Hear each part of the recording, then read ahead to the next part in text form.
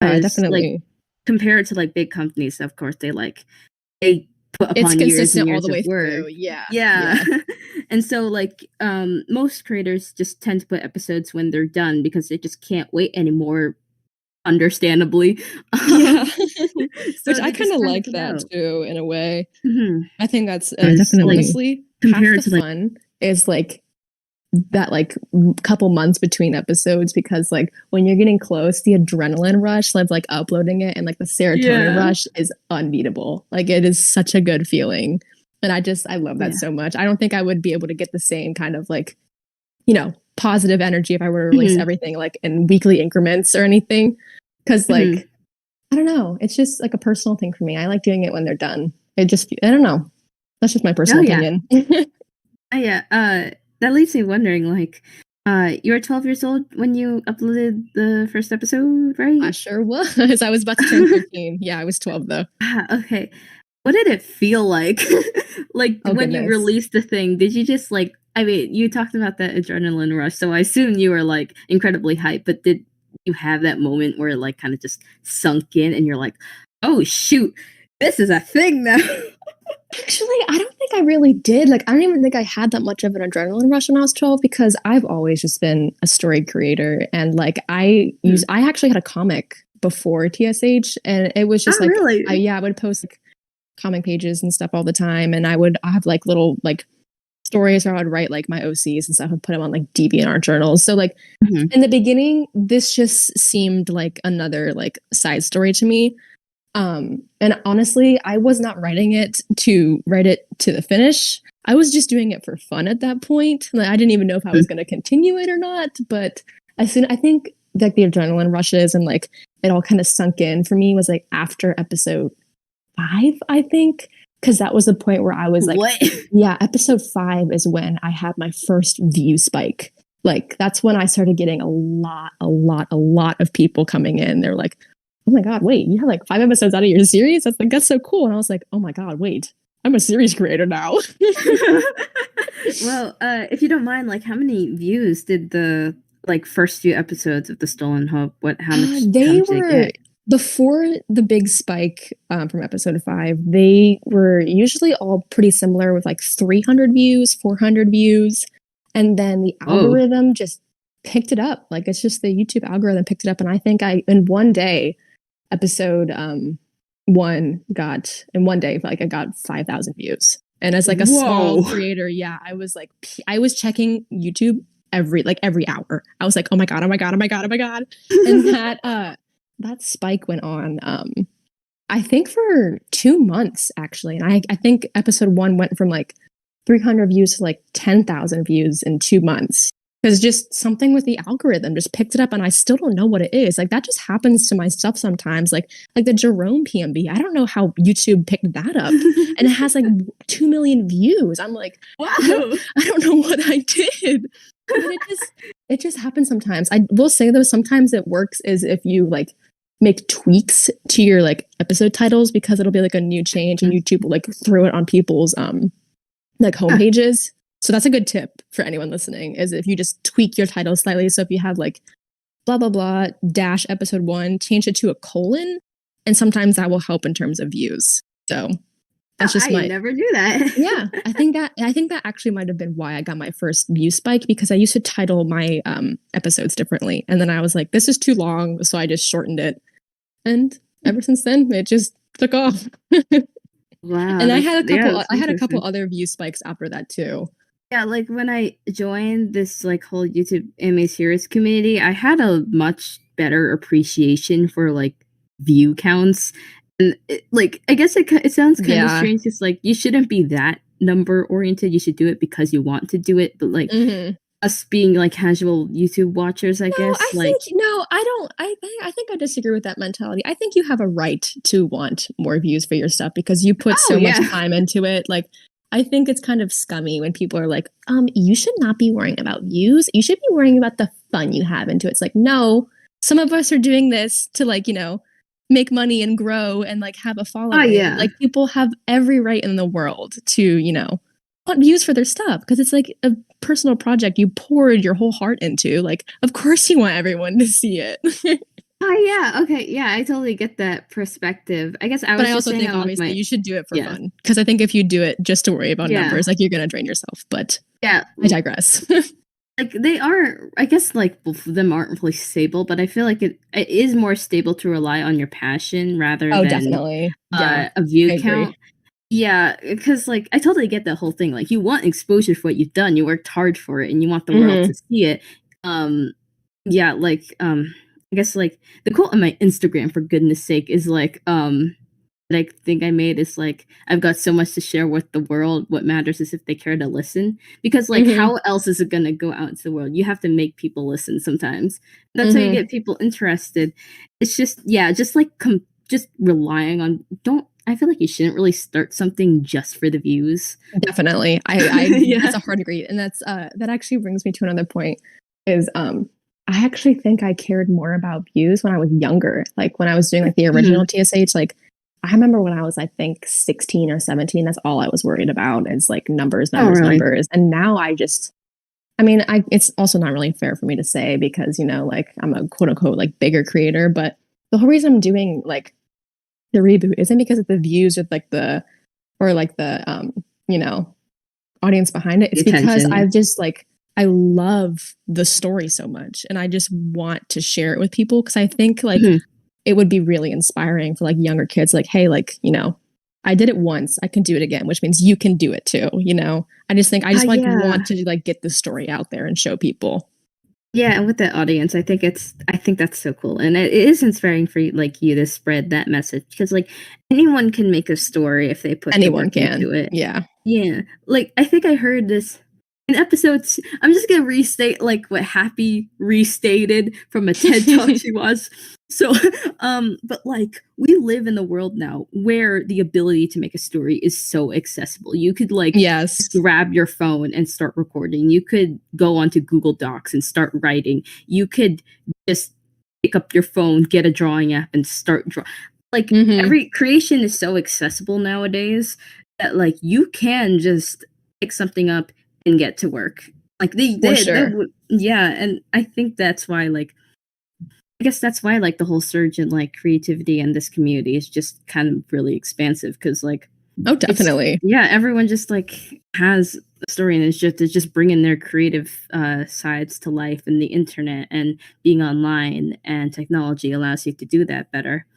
So Yeah, yeah. that's why I love this community so much is because I love seeing like everyone's, you know, stories and stuff like taking shape and all that. I have a little like I even Mhm. have like a little playlist I have on my channel where it's like animated series I watch and it's like Me everything I've too. seen. Yes. Yeah. I'm still Mm, adding to it though. Every time I see something new, I always add it to it. So yeah. I haven't Yeah. updated it in a while though. I gotta add some more stuff in. Yeah, so like to the people like listening right now, whether you're like I don't know what's the relative age of your audience, but like heck, if you're 13, if you're 20, if you're 40 for goodness sake, any time is a good time to start. And I guess you could take it from them too. Yeah, definitely. For Yeah. sure. Yeah, it's never too late to start telling a story.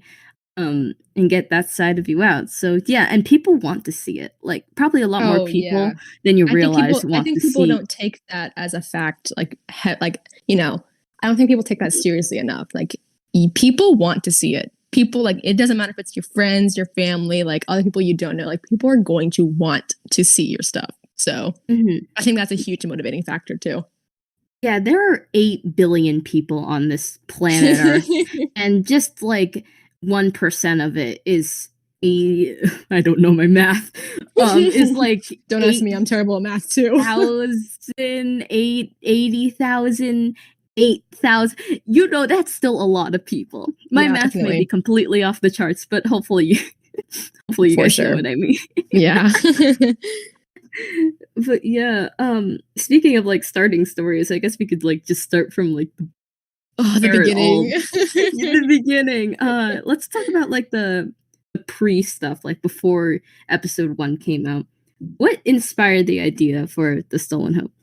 No, I get this question a lot. And I think as time goes on, my brain Just gets seemed foggier and foggier. But I do mhm. remember like the biggest inspiration for me for like the original TSH was Bliximi's Missing Light. which I think has been canceled since then, or it's on hiatus. I think it's been canceled. But I remember like as a kid, like I would come home from school every day and watch it, like literally every single day. Yeah, I loved it so much. And you know, I brought this up earlier. Like I've always been like a story creator and stuff. So I was like, oh my god, I want to do that. So I made my own series, and you can even see in like some of the earlier episodes, it kind of looks like a TML ripoff. Especially in terms of like, you know, like the first episode, like leaving for like to go to a new place, and then like the whole, you know, like group gathering, or all like the, you know, royal officials are like, hey, you're going to war. But then I think after that, like as soon as I got older, like I would change different aspects of it. But yeah, that was definitely my biggest inspiration. I think now, oh, something just fell. I think now, my biggest inspiration is definitely music. Because I'm a very, very like, my imagination is very vivid, and I'm sure everyone else's is. But when I hear like certain songs, I like create stories that go along with them. Yes. And then I'll like, you know, try to like incorporate them into like my own characters, and then I'm like from there I'll like try to mold them to like fit the plot and like the character arcs I need to hit. So I think music is definitely a big thing, and also like watching other forms of media, like taking like, if you see something really cool in a movie, like, oh, I really like how they did like this character arc, or I really like how they did this for like displaying exposition, like I'm like, oh, I need to try that. So I think, and now that's how I get a lot of my inspiration. But when I was younger, it was definitely just like The Missing Light, a little bit of music, and honestly, Warrior Cats. Warrior Cats, of course, who could not forget? The origin for many, many reasons. I watched a few episodes of The Missing Light before, and I mean, like, I hope it's not offensive to say that I saw similarities, but like, oh no, they're glaring. Yeah, I mean, I feel like it happens to like the best of us. Just like you draw, when you're younger, you draw inspirations from like things, and you get quote unquote inspired when you kind of just reskin it. It happens. Which it happens in every single series. It's just something that happens some more than others. Yeah, you may not even like realize it, but I guess as long as you recognize that, and like you eventually kind of like as long as you like recognize it and grow from it, I think that's fine. Oh yeah, because I totally like relate to that whole thing, because like even like some aspects of my own series are inspired by things that I've seen before, but like, yeah, as long as you like adapt them to make them your own, and that's obviously what I did not do with the first episodes of TSH. I'm like, what if I do this, but with cats? Which is, you know, not enough.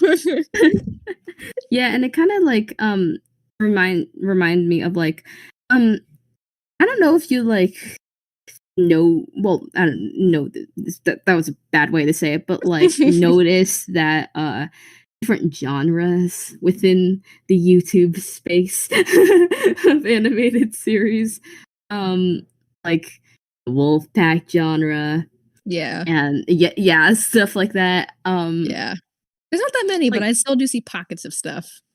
Yeah, I feel like there's like, now that I think about it, there's like one genre where it's like, you know, elemental wolves, like, you know, like Whitefall, the Shadow Marked, Azure Howl, like all of that. And then there's also royal cats, and it's like, yes, that's what I was going. No, that's what I was going to say. Like, I feel like there are large influences to why those genres become popular. And like definitely. I feel like The Stolen Hope is one of those factors that I call it the battle cats genre.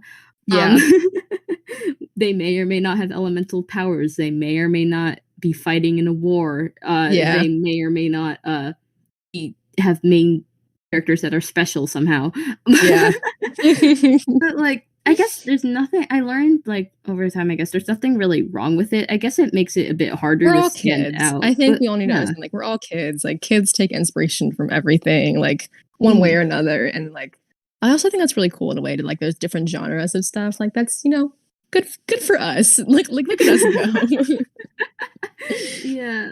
As I like started watching more, I guess like it kind of like I kind of rolled my eyes at it at first. I was like, wow, you guys are unoriginal. I kid, but like also just like it's so interesting though to see how people put their own spin on it because you can't steal from genres. So like No. you can't steal mysteries or fantasies. I mean, Yeah. you could steal like certain aspects of like that are very specific. Like for instance, if I just had a main character cat and just called it Luna or something, and it just had light like you know what I mean. Yeah, Just like definitely. reskinning things, that's a different story, That but like actually reminds yeah. me, like one time when I was like, I think 13, somebody approached me and they were like, you're copying my series. And I've never heard of them in my entire life, may I mind you. And I'm like, I was like, oh no, like why are you saying that? And they're like, you have a sibling rivalry and so do I. Therefore you were copying me. And I was like, okay, like I'm sorry about that, but I don't know what you want me to do about that. And like that brings me to another point. Like I think it is Yeah. okay for like creators, like to like if they have issues with something or if they like think you're like ripping something off. I think they have a right to be like, hey, this kind of makes me uncomfortable, but at the same time, you can't do that with like tropes and stuff. Like if you see a character like, Yes, hey, that's what I this was just gonna character say. looks exactly like mine, like you literally use the same colors, that kind of makes me uncomfortable. Versus, hey, sibling rivalry, you can't do that. But at the same thing, Yeah. it's just like a fine line. It's like, where's the line? Yeah, I was just gonna go into like you also can't steal from tropes and cliches. They're Yeah, I called that know. for a reason. I Like know. you don't own them.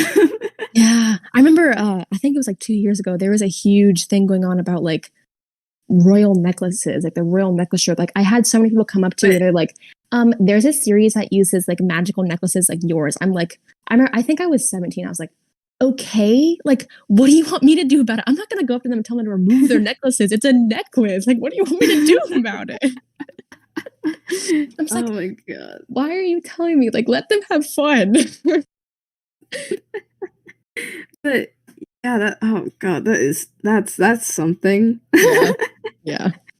Like also saying that like, oh, your a character has blue eyes and mine has blue eyes too. I That's know. stealing. Oh my god. Ugh. Oh boy. But yeah, just tropes and cliches are called that for a reason. I know. They're Same with you can archetypes. Like it's just you can't yeah. outrun it. Yeah. And I mean also like just because you have them doesn't make them nearly identical to every story Yeah, that has them too. definitely. Like the friends to lovers or the enemies to lovers like trope has been shifted in so many ways that I can't even Mm-hmm. count. You could do it so many ways. It's just that it Yeah, goes under a definitely. branch that like it just goes under a simple branch that like oh they were enemies at first, oh now they are lovers, that's it. However that happens is all up to you, and that's Yeah. what makes it special. So shut up. so, so do not say that. But yeah. um all right, I guess we could wow that was like a whole tangent. I told you in advance. I ramble. I go off on tangents. I am completely accepting of that. But yeah, if we can go back and like trail back to Heck yeah. like the Stolen Hope, how long have you had the idea in your head? Oh gosh. Well, I think I started thinking about something like that when I was 11. And then when I But was so how many years? That's 8 years because I'm 19 now. Yeah, eight oh years. boy. Is there any ideas that like you changed before the initial release? Like Oh gosh. Oh gosh, you just opened a wormhole. yes, I love that. Go on. So I think one of the biggest ones that's like that's an inside joke with like my friends and I is oh it's so cringy. I'm so sorry to anyone who hears this. But before the curses, instead of curses, oh no, I was gonna have them be robots. So they got turned into cat robots, and it was a theory called robotology, and it was really, really bad. Oh my I remember god. at one point, like Apollo got turned into a robot, and Linus was like, "Oh my goodness, my brother! I have to kill you!" And she just like killed her brother, who was also a robot, and it was just really, really bad. No mercy. Oh, no mercy. And then What? another horrible one, which I don't even know how the heck I would pull it off. But one it's so bad to think about. I was gonna have Lunas and Aries be the same person. So like Aries would like What? disguise himself to like be Lunas and like infiltrate everything. But then I'm like, I can't do that for several reasons. Wow, stolen hope with shifting. That's Shape something. shifting. Yeah, oof. It was rough. Let me think of some other things I changed. I actually just remembered this a couple weeks ago. I totally forgot I had this. This one isn't as funny, but it's just like an actual thing I cut out. In like episode 13, that's the episode where like they escaped like the prison and they were like going back and they had gotten like this huge fight with everyone and Caroline died and all that. Originally, it was going to be like when they exited the prison cell, they were going to be like in like a gladiator arena and like they're gonna have to fight like other like dark soldiers in front of like a bunch of spectators watching as like a like a kind of sick thing that like Aries was supposed to do. But then I'm like, I don't like that, so I removed it.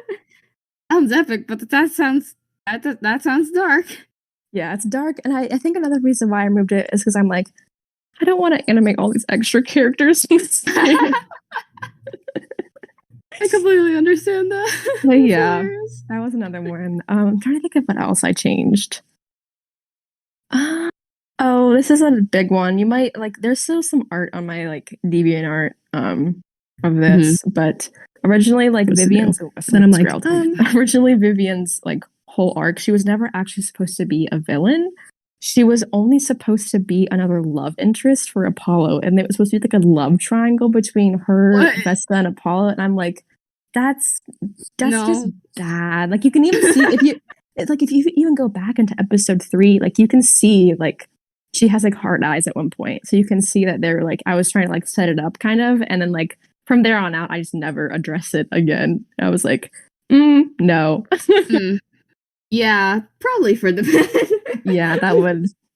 It's like first off, no. Second off, it's just like, ew, weird. But yeah, I like what I did with her better now instead of that. I don't think that's. I mean, obviously, I have smaller stuff that I kind of don't remember. But let me think if there's anything else that I changed. Self inserts. We love those.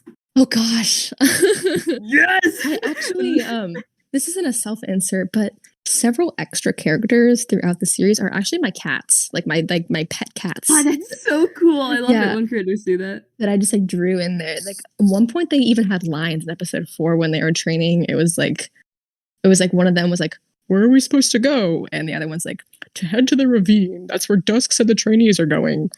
And those were my cats. Fun fact.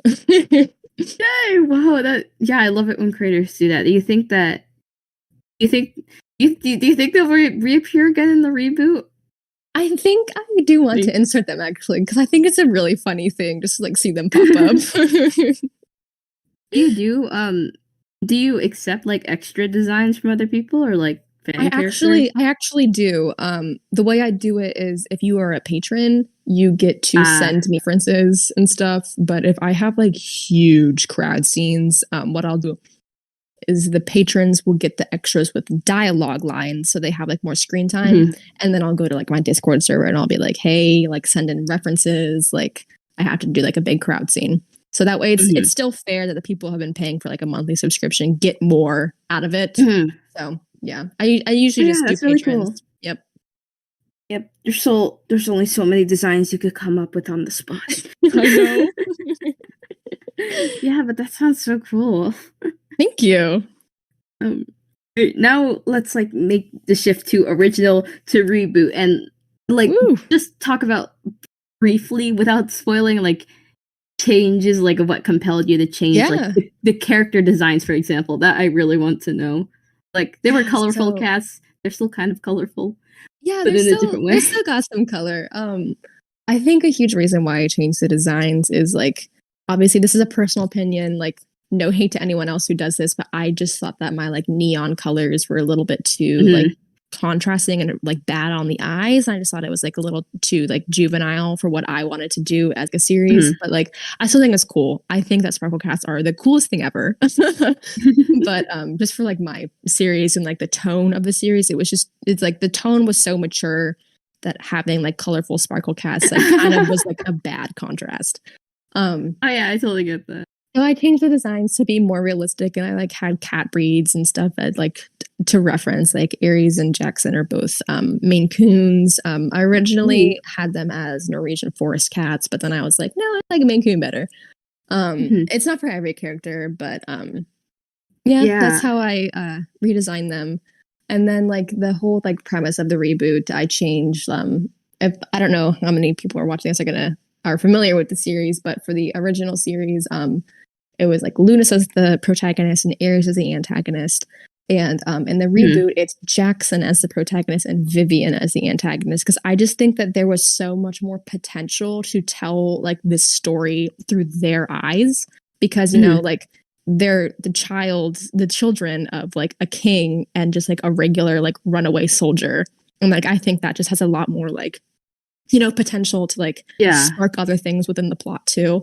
And just like, in other words, like the plot is nothing like the original. It is just so vastly different. I think the only like similarities between everything are the character names and the overall like location of everything. I think that's basically it. And like some like plot points, like, you know, like siblings, like who they're siblings with. But I even changed like some family tree stuff too. Like Caroline and Augustus are siblings now. Who else? I think that might have been it. Oh, obviously, like Lydia is the adoptive daughter of Warlock and all that stuff. But yeah, that's all that. And then like I changed the plot to cater around like the main plot. Honestly, is like about ending the curses and like how to end the curses. And it's like told through like both of their eyes and like what they need to do like in their own perspectives to do so. It's not about like, you know, like Aries trying to take over anymore. Like that is obviously he still does, but that's like a subplot. This person wants to take over. I don't mind that anymore. Yeah. But I just like I changed like the whole origin story of like why they're going to war, like what the curses are. Like I really fleshed out the curses because that was the definitely the weakest point of the original was the curses had like no purpose, and like the necklaces had no purpose other than to be cool, edgy, strong. But the curses in the reboot are like they're very fleshed out and they have a lot of lore behind them. And I'm actually in the process right now of like writing an entire like series Bible just to talk about like the curses, the origins, like how they work, all that stuff. I already had like a small one about it. And like if you're a member of like, you know, the TSH server, like you'll see that I talked about it and posted concept art about it before. So like all that stuff, all that jazz. Oh wow, that's so awesome. Thank you. Yeah. Because like I was wondering how far you were gonna go with this reboot when I watched episode 1. Oh my gosh, it's so deep. And then spoilers, I guess. Should have gave a spoiler warning long ago, but whatever. 3 months, yeah. But like like I said, I was wondering how far this reboot was gonna go, in terms of like actually like starting over and reworking things out. And then Iris dies in the first episode, and I was like, yeah. That wasn't there before. Well, don't worry. I don't just like nerf her and not address it again. She literally is connected to almost everything that happens later on. So I can't wait to see that. Yeah, trust me, she'll be back. Yeah, and also with the revised magic system, I personally am compelled more toward hard magic systems, which I guess if you don't know what that term means, it means like magic systems that actually have rules connected to them, and so they're a bit stricter. Like the original curse system, I guess you can consider like a soft magic system where it's just like, I oh, wouldn't even consider it a pew, system. It's pew. just so bad. It's just like soft magic systems don't really have any rules catered to them. They just kind of Yeah. like serve whatever They're the just plot needs them cool. to do. Yeah. Yeah. So like I guess in the original it was more like a power up, wee poo poo. Yeah. But like yeah, I like that there's like rules connected to them now, and that's just personally what I'm more like compelled towards. I agree with you. Yeah, that way there's like, like when something's going to happen, or like if something's not going to happen, like you'll know what like the cause and effect is. And I think that's like definitely really important, and something I learned to do like when I was doing it in like the pre-production phase before I started like, releasing casting calls and doing scripts and everything. I sat down and I wrote down like the function of like all the curses and like what the warlock does and like all that stuff, just to like keep my lore perfect and like keep it on point so I don't like stray. I think that was definitely something that hurt me when I was doing the original, is I did not have a designated like source of like explaining the lore and keeping the lore on track, because like I think a lot of people don't talk about this a lot. Like even though you know your series and you're familiar with it, you will still forget stuff. So I think it's really important to like keep everything written down somewhere as like a resource so you don't like lose your way, which is something that I learned the hard way. God, don't tell me you had it all in your head. I know, I actually didn't. I actually didn't. It was just the only thing I had in the original was just like a 12-page plot synopsis, and like that was all I had. Oh boy. Yeah, and that's all I was going off of, and it just, and I didn't even stick to it. I would deviate so much. Oh god, it was rough. Well, yeah. Well, now it's cool to see that you learned from that. I mean, I don't know how you outline the Stolen Hope reboot, but like I assume it's like a bit neater now for you clear to understand. Yeah, what I do now is I do what I do now is a lot different from what I did originally. Is I write like basically everything that happens out. I do like, and I separate it from there into like episode chunks, so I know like how many episodes are going to be and like the pacing of each episode and how much happens in each episode. So I do that, and then I will send it to like beta readers to read, and they're like, give me feedback like, oh, this is a plot hole here you didn't catch, or like, oh, maybe you should insert this here and it would like help this character arc. Because in my opinion, I think stories are a lot stronger when you have like multiple eyes looking at them at once. Yes. So that's a personal opinion of mine. So like I'll send it to the beta readers, so I'll send it back to me, I'll make revisions, I'll send it back to the beta readers one more time for like last minute tweaks I need to do. And then from there I'll have I think my plot synopsis right now is around 30 plus pages of just like pure like stuff for the episodes. Like that's just for episode synopsis. And then I have a separate document about like the characters, their ages, like what like their pasts. Like I literally every single character in the reboot has like a full fleshed past, future, all that stuff. To like just like make them more realistic and stuff, like what their personalities are. And then like I told you earlier, like I'm making a lore Bible. I already had one, but I'm just like refining it and like making it a lot more straightforward. So I think I'm gonna post it to my Patreon and stuff too, just so like for people to see. Yeah, like I think the first thing I even did was like write down like the function of the curses and like how they connect and everything. So yeah, I have a document for like episode synopsis. I have a document for characters and like their information. And then I have a document for like lore and like setting and all that stuff. So that's how I keep my head screwed on. Yeah. So, and like to the people listening, like one large piece of advice that like I take into heart a lot is like have other people see what you're doing. Yes. Please, like you can't. You probably would like to think, oh, I can do this alone. Yeah, you can. You can to an extent. Yeah, it's just like not to your fullest potential that possibly could be, because I bet there are people out there that want to like help you and read definitely. Your own stories, like whether it be online or real life. I don't know how many creators like have a tell-all person that like, oh, I'm telling you everything about my series just for the sake to talk about it. Yeah, I feel like everyone should have that, and then like have as many people with that as you want. Have people like read your scripts, have the tell-all person like read your scripts or like talk with them over and try to bounce back ideas. if you want to, like, this is not really necessary, but like if you feel like you can't handle all the workload yourself and you don't want the potential of like wanting to cancel the series because you're overwhelmed, get a team.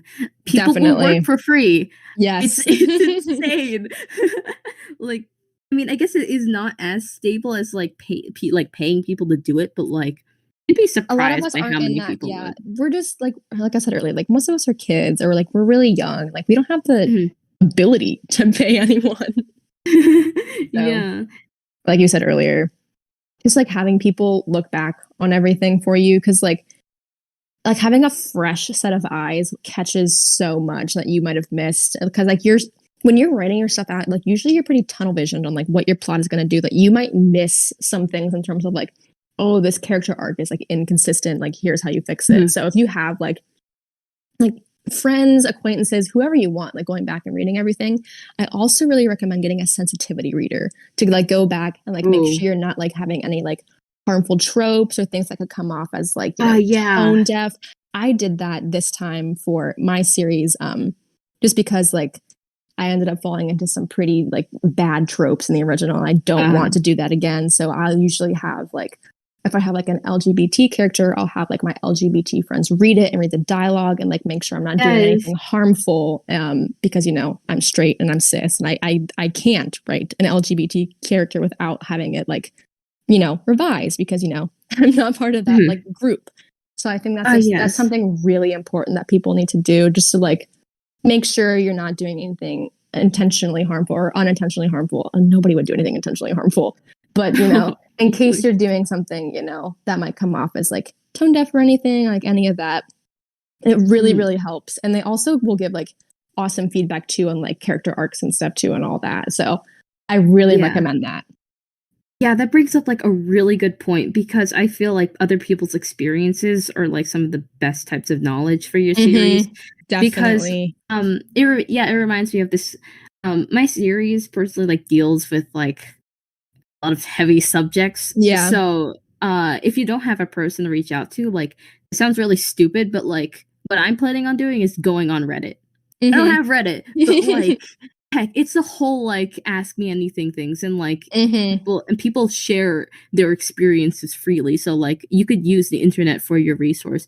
Find like don't I heard this piece of advice that I guess I want to reciprocate. Like, don't just for example, I guess I could like anxiety, for example.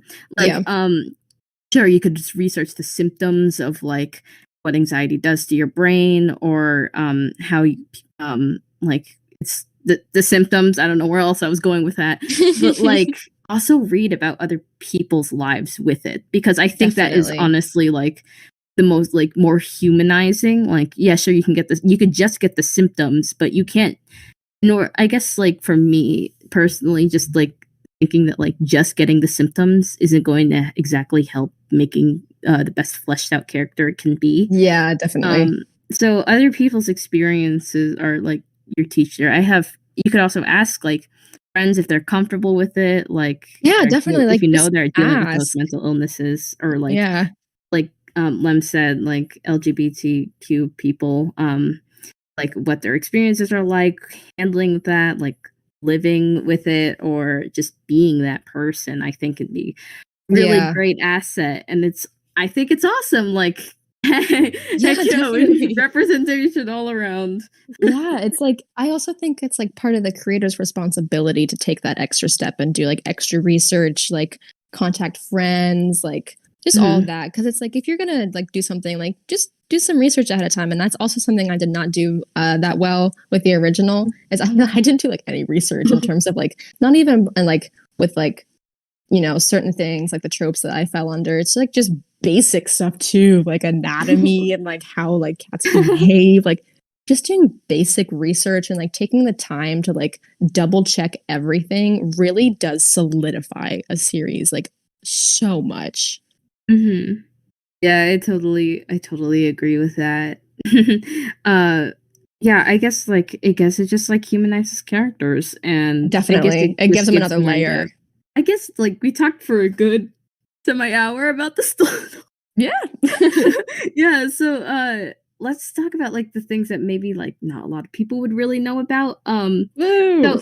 So when you announced this, when you announced the Stolen Hope reboot, I was left wondering with a question, and because I watched your videos, surprise, and you did this meme, you did the easy meme, and I read like reading the description of videos, and I was like, oh, this is like from my potentially next story called Sayfarer Locals Legacy, and I was like, whoa, what is this? And so when you did the reboot, I was like, oh, what happened to that?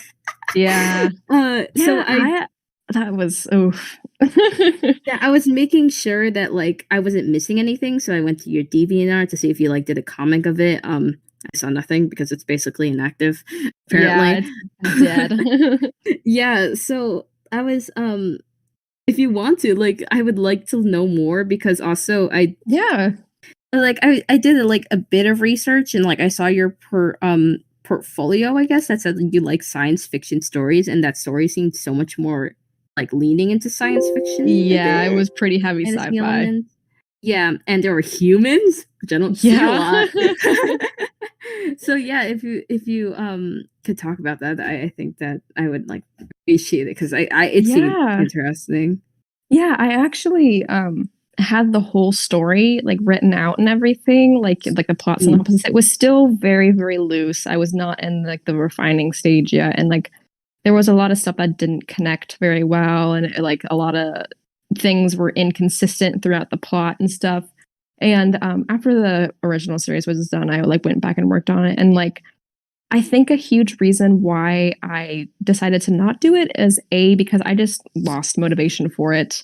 And I think the reason I lost motivation for it was because I could not figure out how to wrap up like certain ends that were left untold and all that stuff.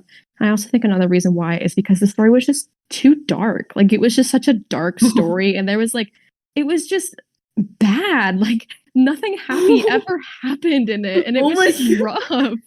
And it was just not a good time. And I feel like it would just be like too miserable to watch or engage in. And it was just I still do love the characters, and I actually still do use the main character like Norman Local. He has 2 different names. I still actually use him for like projects for school and stuff because I'm so attached to him. I think he's still by far one of my best written villains just because I loved him so much, and I spend so much time going into it and everything. But like everything else with character and just like overall like enjoyable, like how enjoyable the plot was, it was just not very good. And I also did not know how I was going to tell the story because I didn't see myself like animating it again, let alone like do a PV, because like that just seemed like a really long time, and I just checked for that. I never local for like one of your art pieces. I remember something I saw on your Instagram that was like him bowing down, entering a throne room. That's what I'm talking about. Yeah. Let me see if I can grab the link off. It was so epic though. I was like wondering, like, oh, I think I've seen this character. Yeah, that was my final color theory project that I did, and I actually had to. All of those colors in there were taken from my garden. I don't know, like, if you would ever like release this story, so like I wouldn't mind spoilers or you like talking about that sort of stuff, because browsing through your DeviantArt, like Local, I think, could turn into this like cat-like thing, creature thingy majig. Yeah, he was a character. Like that. Yeah, like hold on, let me see if I can actually pull up the synopsis in my drive because I'm still super fuzzy on it, and I'll just like skim it and I'll tell you basically what it was about. I know the big story beats, but basically the story like just starts off with like some of the things I put on my DeviantArt. It was like Local, and then like the Mad Doctor, and the Doctor it starts off with a story of the Doctor getting like exiled from this like group of people because he's like breaking laws and stuff, and he's like, you will pay. And so that's the prologue pretty much. And then the person who like started the exile and like introduced the exile was actually Local's father. And so he's like, how I'm going to get back at you? I am going to indoctrinate your son into my little science experiment thing. So, which you can actually see, that same trope took place in the Pumped Up Kicks PMV with Maxwell and Romulus. So yeah. I use that same trope for that. But yeah, basically he's like, well, I'm gonna turn your son into an assassin. Haha, joke's on you. So that's basically what he does. And it's basically because there's like it's like a post-apocalyptic kind of story thing. Mhm. So it's, like ruined buildings and people are like fighting amongst themselves in like different groups and stuff because there really isn't any order because, it's like post apocalyptic. So like local and the doctor and like pretty much everything else, everyone else is like part of this big group. And like local has his friends and stuff like Phoebe and Norman and stuff. Mhm. If I say stuff one more time. But I couldn't figure out how to get from like point A from point B to here, but like they were all training together and like for their last like graduation thing, like they all got separated. And apparently two of the people in local ended up being part of a coup and they like basically trapped local and the doctor in like this building and like her name was Olga. I just remember that. And that this is part of the easy meme. But Olga ended up killing the doctor and then like giving local his eye scar, but he ended up surviving it. And he's like, well, now I'm going to find you and kill you. So the rest of the plot is just Olga, Norman, and Phoebe trying to escape local pretty much. And that's basically the very, very, very watered down synopsis of Save Era. So you can see it's pretty miserable. Wow. Yeah.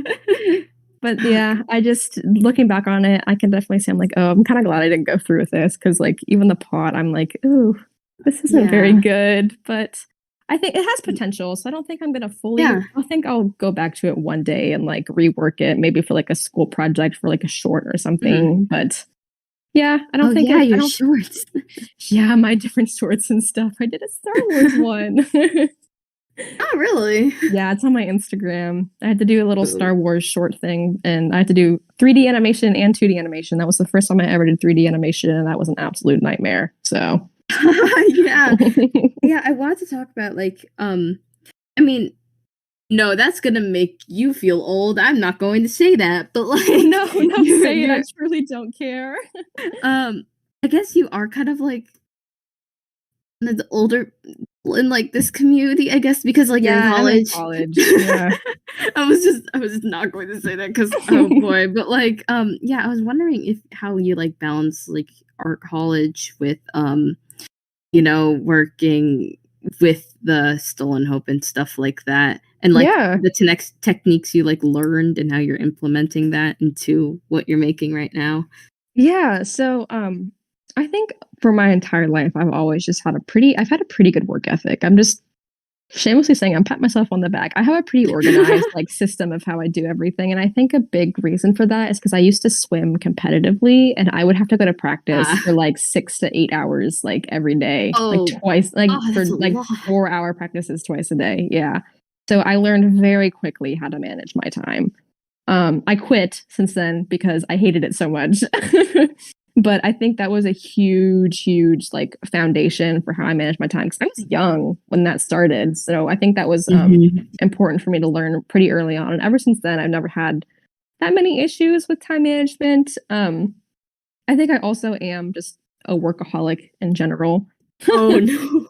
So I have to always have stimulation. Like I have to always be doing something or else I'm like, oh my God, I'm not doing anything.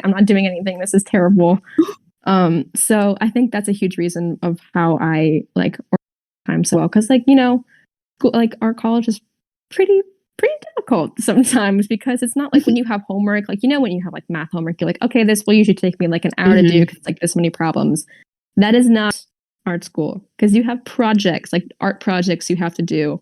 And you don't know how long they're going to take. You don't know how complex they're going to be or how many like revisions you need to make when you get your critiques and stuff. So I would, I think fall quarter of my freshman year was the worst for homework. I would be up until 3 a.m. every single night doing homework. And I would start class 8 a.m. and be up until 3 doing homework. Like it was really, really rough.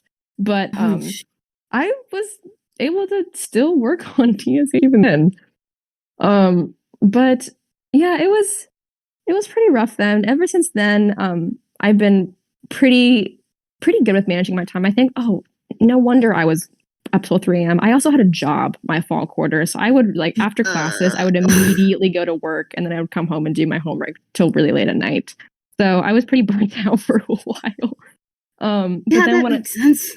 Yeah, then when I came down to my university, I did not have a job my winter or spring quarter, so that really, really opened up a lot of time for me. But I would still like have a ton of homework and stuff, so that time would just fill up doing homework. So I usually try to schedule my classes so they're like kind of in the morning. Like I'm really not a morning person. I love sleeping in, but I have no problem getting up for like an 11 a.m. class or like a 12 p.m. class and like drive over there or anything. So I try to schedule my classes like pretty like, you know, early in the afternoon, late in the morning, so I can get them all done out of the way. And that way I'll be up and for the rest of the day, I can do my homework because I know a lot of like other creators like this too. I am most productive at night. So I will usually do all my homework during the day and then like late at night, I will work on my show because that's when I'm like most creative. I've been looking forward to it all day. I'll usually have ideas in my head from earlier in the day and all that. So that's what I did for the rest of my freshman year.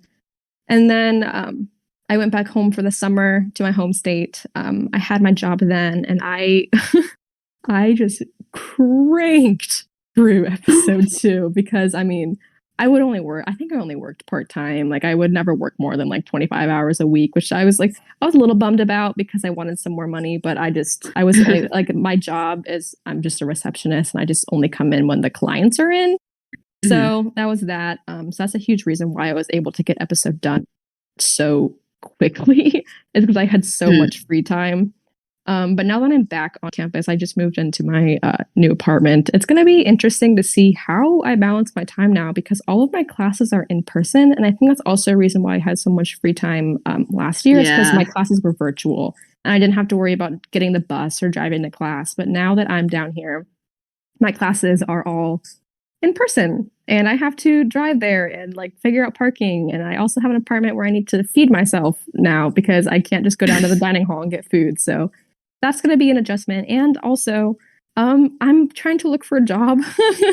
So I think my time is going to be cut short again, which isn't a huge deal because like I got episode 2 done so much faster than I anticipated. So I'm really not bugged by it because I'm like my smooth progress will still be the same.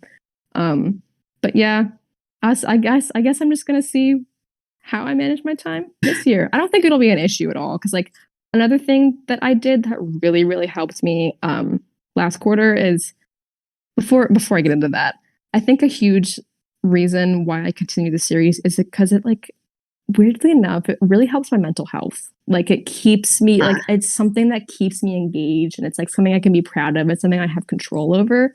So what I would do is I would make sure I would designate every Sunday as like I would call it my personal care day. And I would make sure I would only work on the episode during that day and I would do nothing else. I'd like stay in my room, light some candles, like put on some music and I would just work on everything all day. And that would be like my recovery day. So like if I didn't work on it like during the week for some days, it would be fine because I could just work on it on Sunday. But I would always make sure I got my homework done for the weekend, like on Friday or Saturday. And then Sunday I would have my day to just work on anything I wanted. So that was a huge reason why I kept like smooth progress during my freshman year. That's awesome. Thank you. I mean, that does seem like a lot of work. And about the workaholic thing, I like totally relate on a level because like around the summer, workaholic tendencies have really just like shot up the roof. Even though it's hard, I guess it's harder for me personally, like to keep. If I say personally one more time, I'm going to stop myself. Yeah, for me, it's like really hard to be motivated, especially like since I'm first working and starting stuff out. It's just you got a lot more to figure out when you're first beginning things. Yeah, so that's definitely. like and It's I've never definitely been a learning curve at first. Yeah, I've never been the type of person to like be able to churn out work like 10 hours in a day. That's just not realistic of me, but like everyone has their own limits. And I'm glad that working on your series is like your own personal care, but also like yeah, I definitely know how it's bad. Yeah, it's not the same for everyone, but for me personally, I think that's why I'm so like connected to the reboot too, because it's like, and going back to our conversation earlier in terms of like views and stuff. I do it because like I want to share the story, but I also do it because it's like my own care. Like I do it for me because I like it and it helps my mental health and I love doing it. So that's a huge reason. Yeah, that's good. I don't think you should be doing your series if it just hurts you more. Oh, definitely. I don't think if you're miserable doing it and like you're not finding any enjoyment, like just don't. Like you're making yourself upset. Like just take care of yourself. Yeah, you don't have to cancel it, but like just give yourself a break, please. Yeah, definitely. Like force yourself to put on a hiatus. Don't like working on the depressive autopilot is not fun. Like I don't think anyone should do that. Like burnout is a terrible thing to manage and you just try preventing it before it like happens. Yeah. Mental health is important, guys. End of story. But if you don't mind saying, like, why did you decide to like take? Is it a university? Yes, I go to the Savannah College of Art and Design in Savannah, Georgia. It is a art school in the United States, and the reason I went here is because their animation program is really good. So yeah, that's why I was going between several universities my senior year when I was applying for everything, but this one took the cake because of the scholarship I got. So that's why I'm here. Yay! Thank you. So with that, I'm assuming that you want to try going professional somehow? Oh, definitely. That is my goal, actually.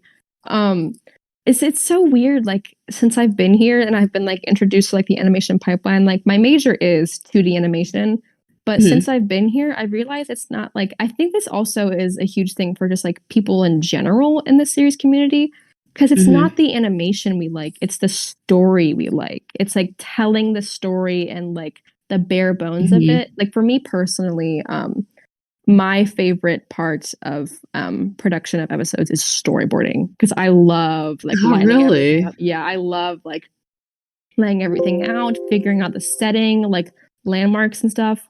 And I realized that my animation class, my freshman year, I was like, I don't want to be an animator. I want to be a storyboard artist and like a concept artist and like a pre-production artist. So that's what my major is centered toward. It's like 2D animation with a concentration in storyboarding, because I just love like the whole story aspect and like how like an image tells a story pretty much, instead of like, you know, the actual, like I still do love the actual animation part and I would be totally fine doing that as another job too, but I just love story, and like the storyboarding is so fun to me.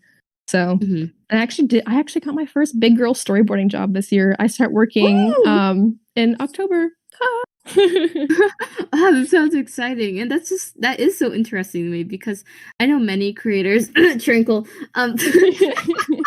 just calling her out that like some creators just really don't like storyboarding. I think it's like their least it's their least favorite I'm the part. opposite. It's my favorite part.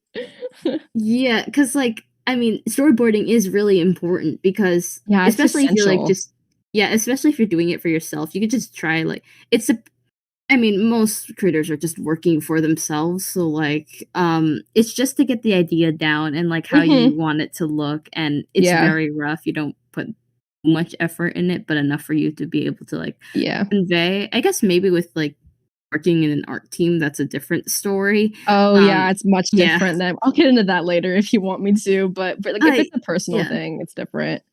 Yeah, because for me, storyboarding, my episode 1 was just a circle and a rectangle and a few lines. It was just, and then during that's how mine used to be.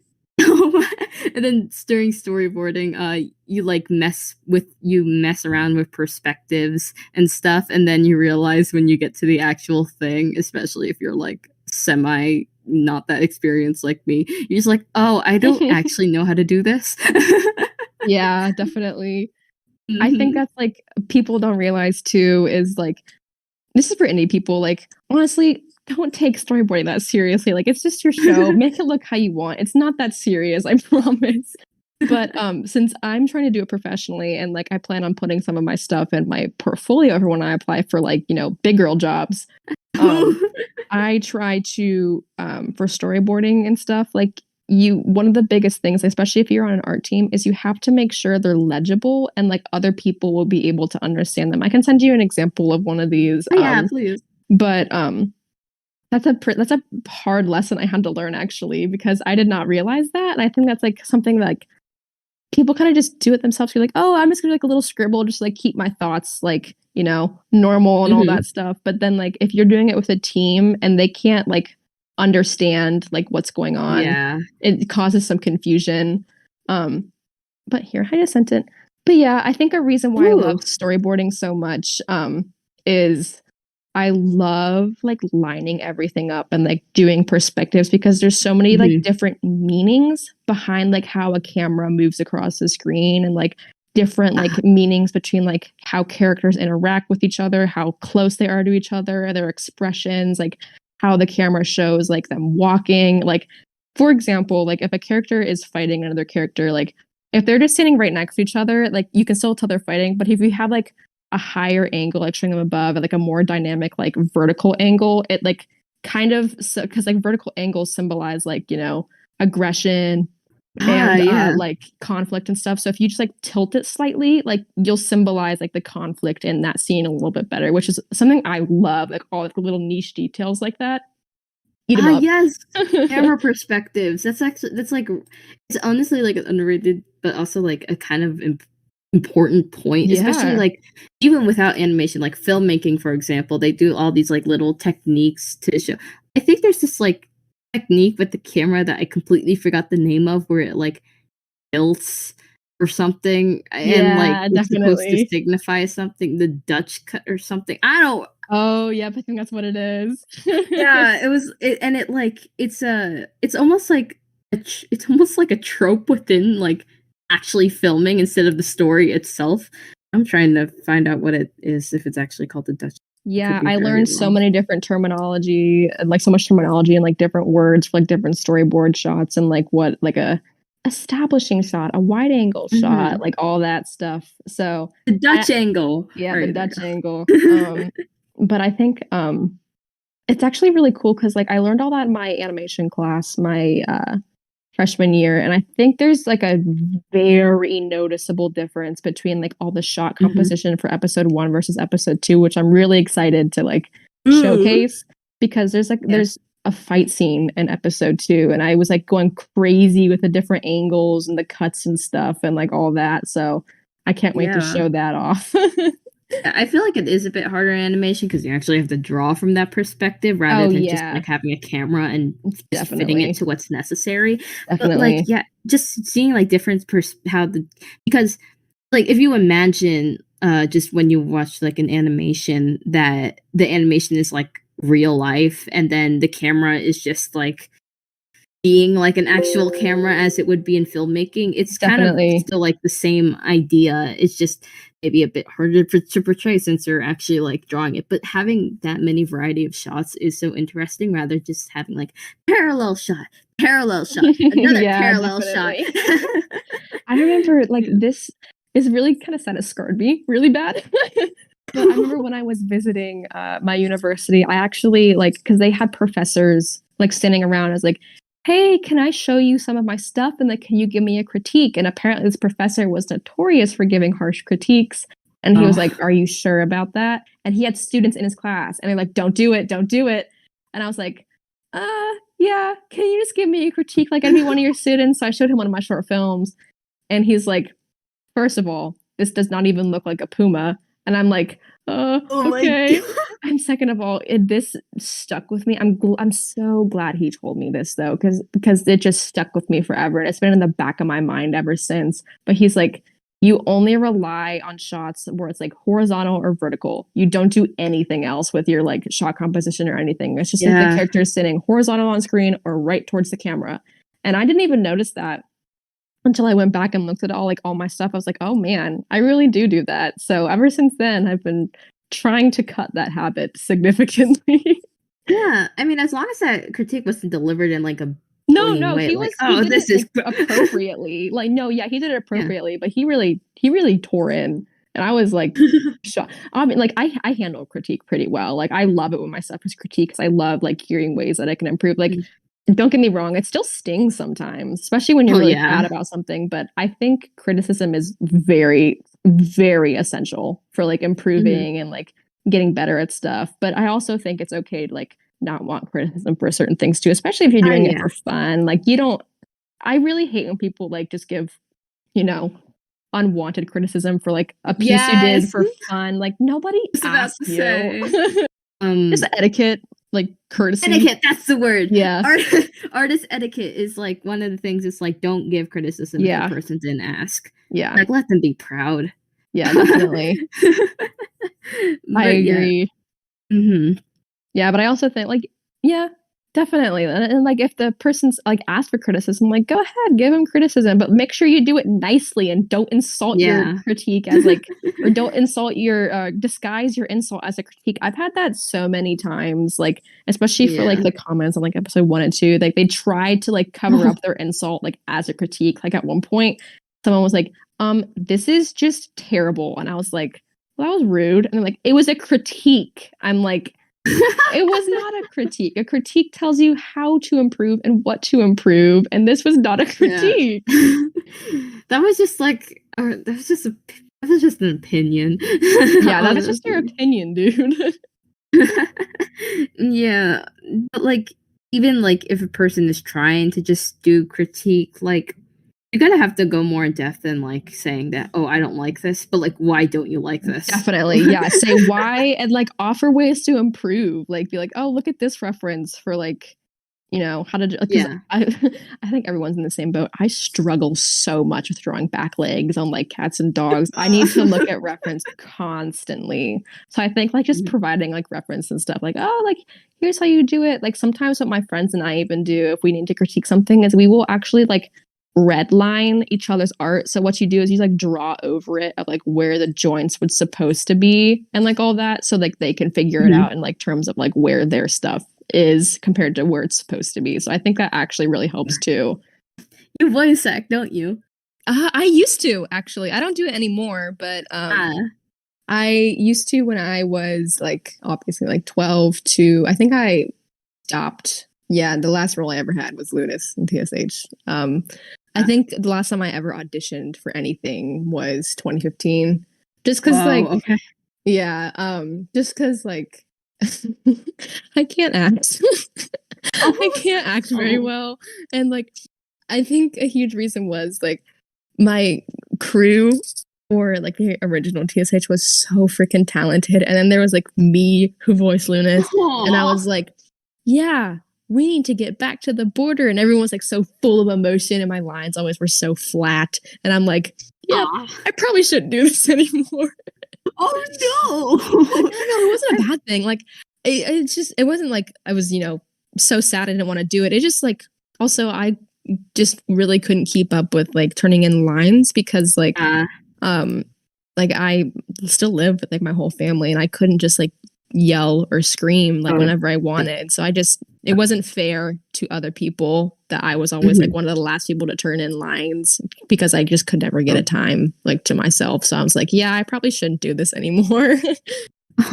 I mean, does the thought entertain you of like going back to it, or are you just like, no, not really. It's just not my thing.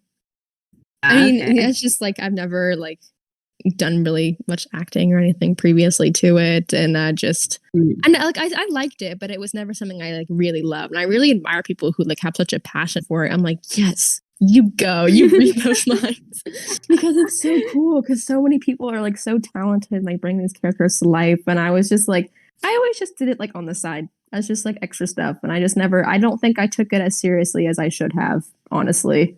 But I don't think I'll ever do it again. I think the most I'll do is if like my friend or something like needs an extra for their series, I'll be like, yeah, let me whip out my microphone real quick, because I actually do have a Blue Yeti microphone still from when I used to voice act. Yeah, but yeah, I don't think I'll ever do it again, just because like all the reasons I listed before. Yeah, it's interesting how like that you're actually kind of indifferent to it. There's a lot of people on the spot that are like, voice acting, woohoo! Yeah, that's why I was like, like super cool to see people who are super passionate about it. Like that's just not me. Like it's just kind of, I don't think I'd ever be able to do it again. Oh yeah, everyone has their different passions and Yeah. interests, and heck, you're an art university for all we know. Like yeah, it depends per person. Like we kind of, I mean, it crosses over, but we kind of each have our own roles in this whole space. Like not everyone is a creator, but lots of people are voice actors, or like not everyone's a voice actor. Lots of people are creators, or you just transcend into both, like me.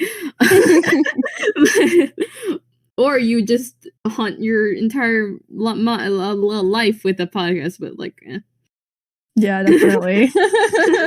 I wonder who that is. Yeah, I would go figure.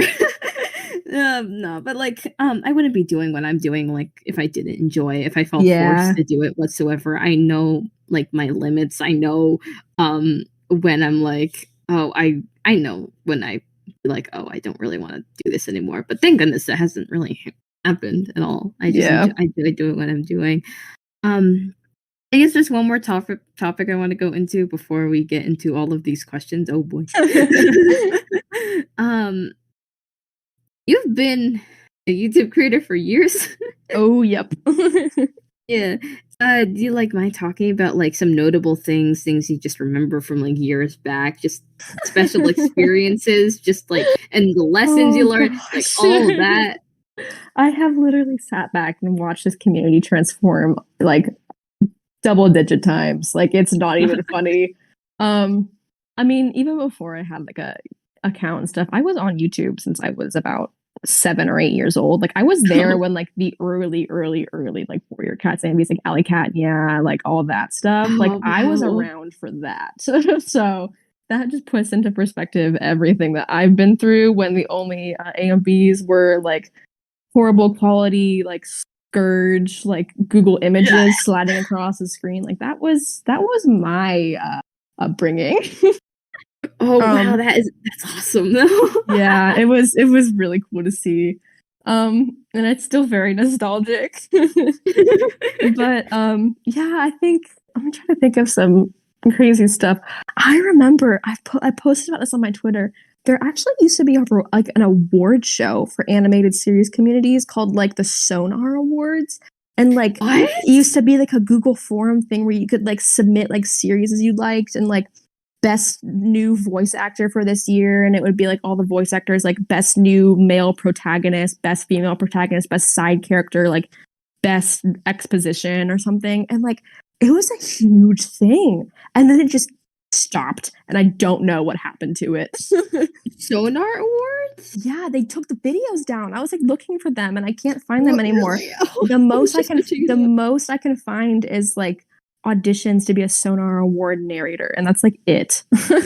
Like that is the extent, because I know the original creator. I think they might have deleted their YouTube or something, but yeah, it was really cool. And of course, like the year they stopped doing it was the year when I released TSH, and I was like, they never did it, and I was like, oh my, that sounds like a big thing though. I feel like that should be a thing. Well, I could see why that. Okay, I can see like a bit downsides to that because like it creates like competition of like I think that might have been a reason why it was ended, because it was kind of creating some beef. Yeah, I mean like it's like one of those things that like people would take really seriously. Yeah, definitely. And like they would probably take it personally if like they didn't get like nominated or even entered in something. And I feel like it would not be able to be done like today, because also you need someone who's unbiased. Like they can't have their own series and then host it, or they can't be like good friends with people, because like you're clearly gonna have bias with it. So I think it might be better that it's not around anymore. But I do remember that was a really cool thing, and I was like super invested in it when it would come out every year. But yeah, the concept seems cool, but I feel like it's just not feasible for this kind of community. Yeah, also I feel like mostly the professionals will win anyway. Yeah, I know. Obviously, that's why I didn't like it either, because it just seemed like a popularity kind of contest that like gave like I don't know what the grounds of judging were. Like how did they judge who won and who didn't, you know?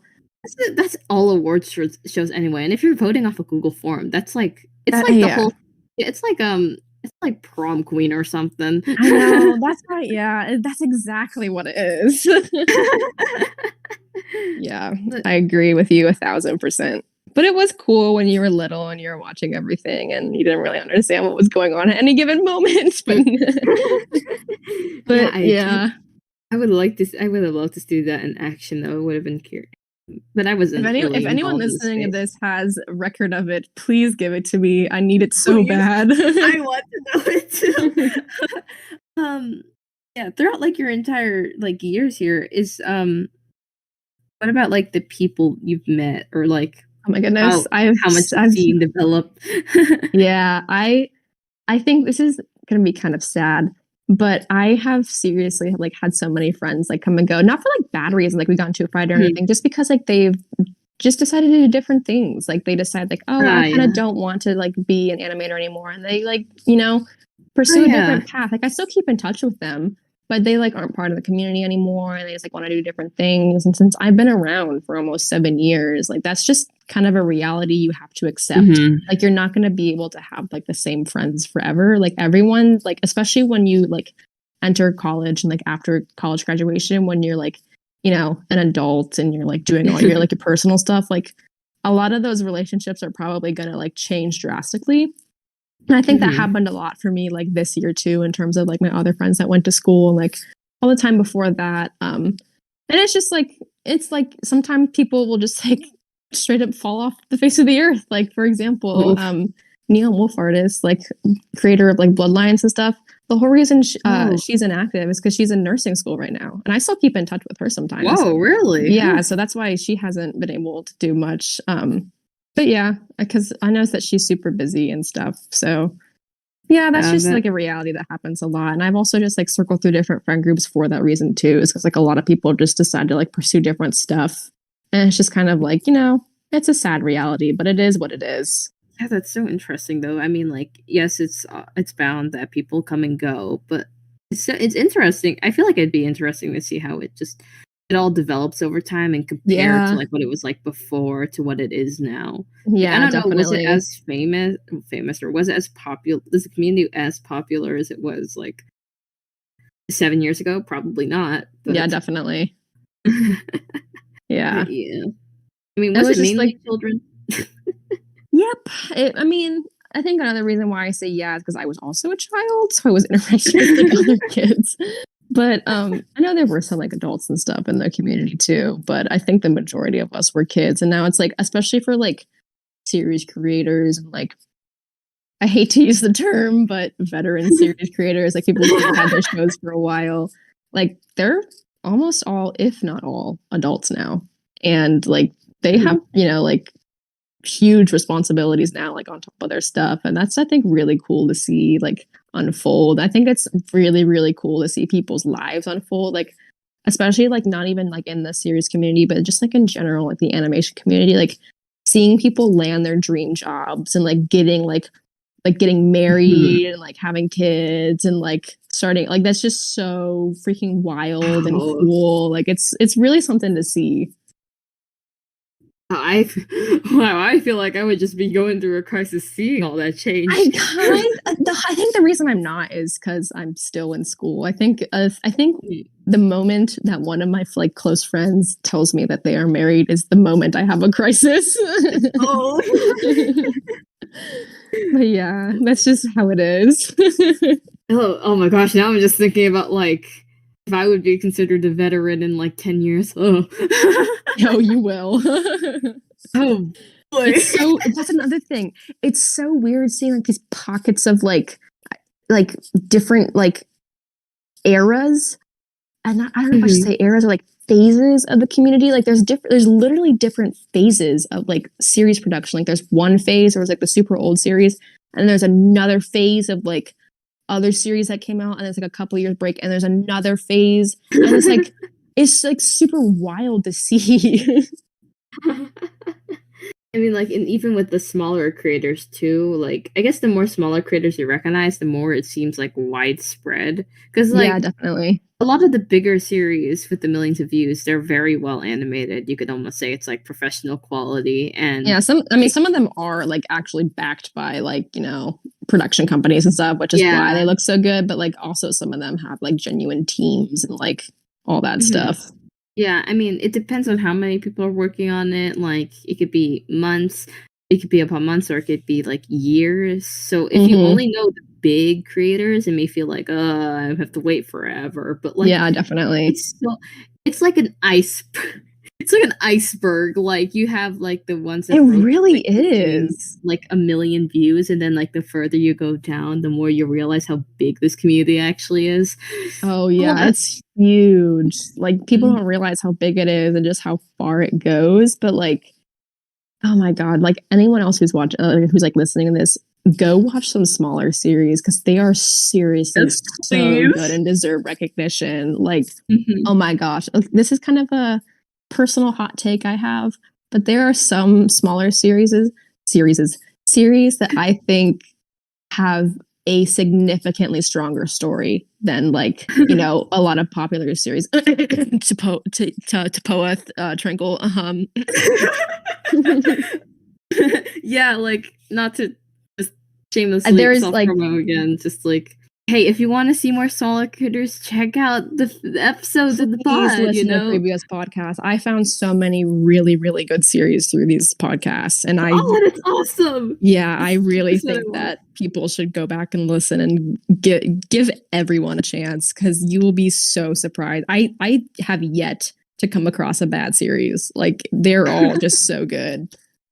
Yeah, and it's also like unique too. Like I said before, like the genres and stuff, everyone twists them to their own liking. Like EMO DDC, I'm gonna bring this up. Sorry, Happy, if you're listening. But like, I've never seen a mystery show that focuses on rodents, and it was one of the, like, you don't see mystery in that. You usually see like fantasy, action, adventure, all that good stuff. But then you have like hidden gems like that where I mean, Happy cringes at the first episode, and like she did this whole retrospective on how Case One could be better. But like, of course, I'm not going to spoil anything. Just watch it for yourself, please. Oh It's yes, like one of those definitely. hidden gems. And then like what Lem mentioned before, Towpath, like Frank hates the I could first episode, but literally, I watch could it spend too, like, please. oh my gosh, it's so good. I could spend like 4 hours just like talking about like all these little series in the community and how good they are. Like I said earlier, I have a playlist on my channel of all the ones I watch. I gotta update it again. I'll probably do that after the podcast is done. But Yeah. oh my god, so good. Yeah, check out like other creators like playlists. Like I call the animated series playlist like animated series binge watch. Like if you're in the mood, go through there's the first episodes of like the series I've encountered so far. Like everything I encounter, I try putting in there. And like just see what you like and just Definitely. delve deeper into it because I bet the series have a lot more episodes that you could just like watch continuously.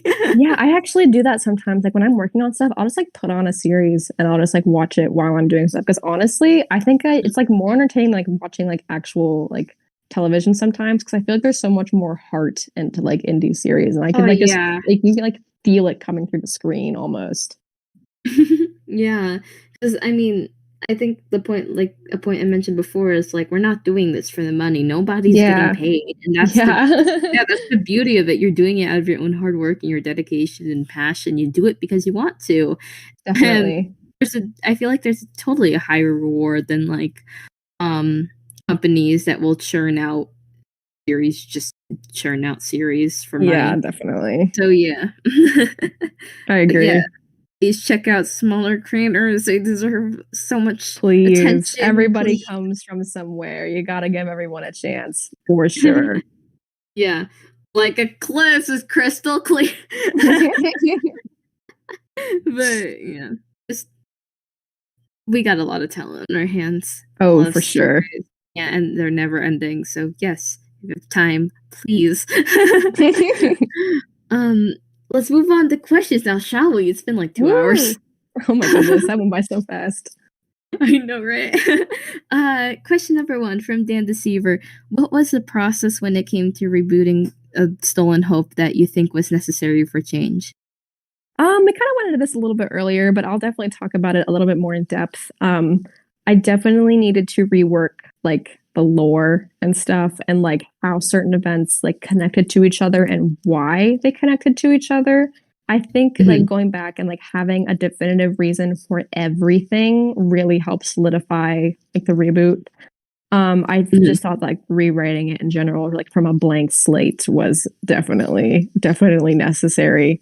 So yeah, definitely like all that and like the plot synopsis, the character sheet, and the lore document, all that fun stuff was definitely necessary. And not only that, but in terms of like my production pipeline, I changed a lot too. Like I have a team of people. I have storyboard artists, I have background artists, I have colorists, and I have shaders. And I think there's about 4 to 8 people for each designated position.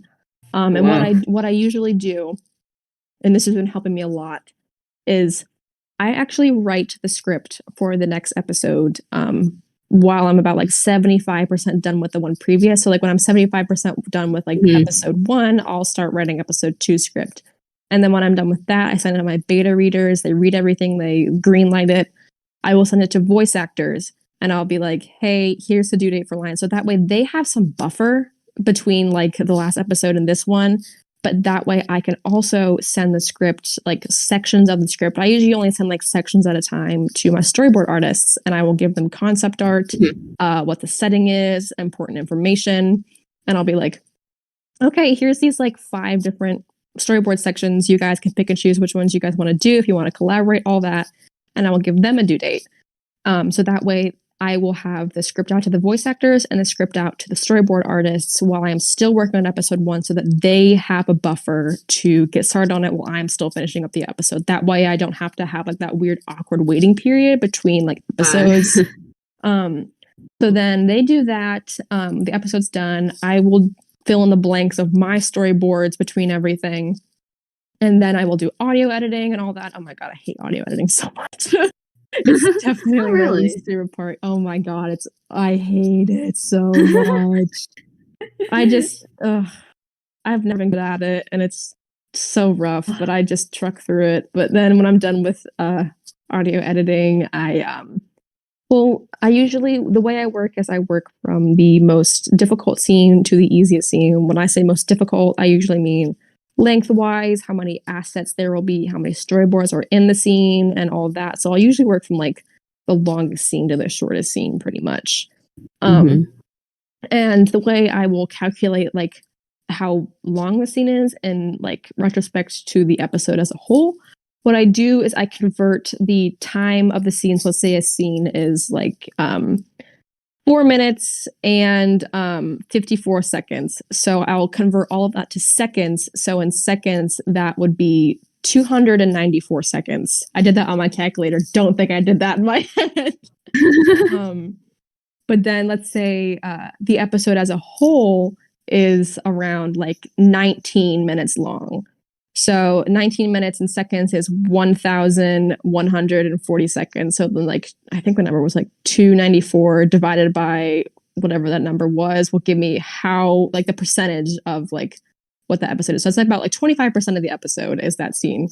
So then I'll be like, oh, let's see what the highest percentage is for like which scene. And I'll be like, oh, scene 2 is like, for episode 2, I think scene 2 was like 40% of the episode. So like, okay, I'll work on scene 2 first. And then I'll just like keep going down. Because usually by the time like when I start edging closer to the completion of an episode, I get pretty antsy. So I usually want to have the least amount of work for the scene last, so I can just like, do it fast and relax pretty much. So that's my personal method of doing everything. Wow, that was a lot to absorb, but I'll definitely take the advice. Seems really efficient. Yeah, I like it a lot. It works it's very smooth and streamlined. Yeah, I'll definitely take that into account. I'll just probably, the hardest thing to do for me so far in this like upcoming episode just involves like bars.